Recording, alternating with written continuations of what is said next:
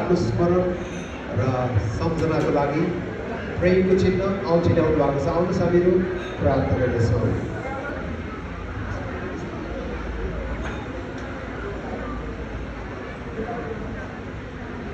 अहिले विशेष गरी पहिले म भाइलाई आग्रह गर्न चाहन्छु, उहाँले आफ्नो करारको सम्झना स्वरूप आफ्नो दुलहीलाई प्रेम स्वरूप यो औँठी ल्याउनु भएको छ। उहाँले रेडी गर्नुभएको छ दुलहीको बायाँ हातको साइलो औँलामा र भाइले यसो भन्दै म सँगसँगै दोहोऱ्याउनु हुनेछ।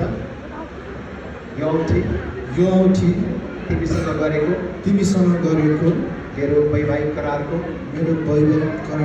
चिन्ह हो। मृत्युले हामी दुवैलाई अलग नगरेसम्म तिमीसँग जिउने करार गर्दछु। लगाइदिनुहोस्। हामी ताली बजाइदिनेछौँ र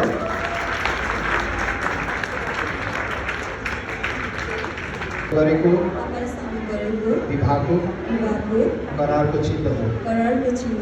मृत्युले हामी दुवैलाई अलग नगरेसम्म सँगै जिउने करारको चिन्ह स्वरूप यो तपाईँलाई अर्पण गर्छु।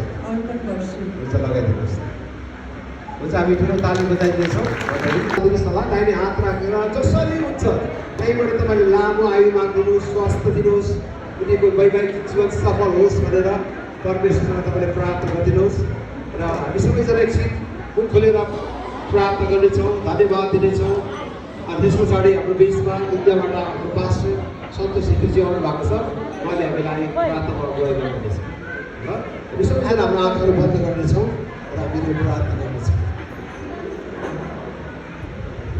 आउँछ हामीहरू हाम्रो हात उचालिकन बसुवा हात तपाईँले आउनुहोस्। हामीहरू हाम्रो हात उचालिकन उहाँ दुवैको हात शिरमाथि हात राखिकन हामी प्रार्थना गर्नेछौँ। र एकैछिन प्रार्थना गर्नेछौँ र त्यसपछि पास्टर सन्तोषले हामीलाई प्रार्थना भाइ अनिल र निशाको जीवनमा धन्यवाद अगुवाई गर्नुहोस् प्रभु। र आज सुजन नयाँ जीवनले बाँच्नुहोस्। महिमा पनि जिउन तपाईँले उनलाई सहायता गर्नुहोस्। हालेलुया परमेश्वर, धन्यवाद परमेश्वर। आशिष दिएर फल्दै र वृद्धि गर्नुहुने परम प्रभु परमेश्वर तपाईँ अब्राहम, इसाक र याकुब परमेश्वर हुनुहुन्छ।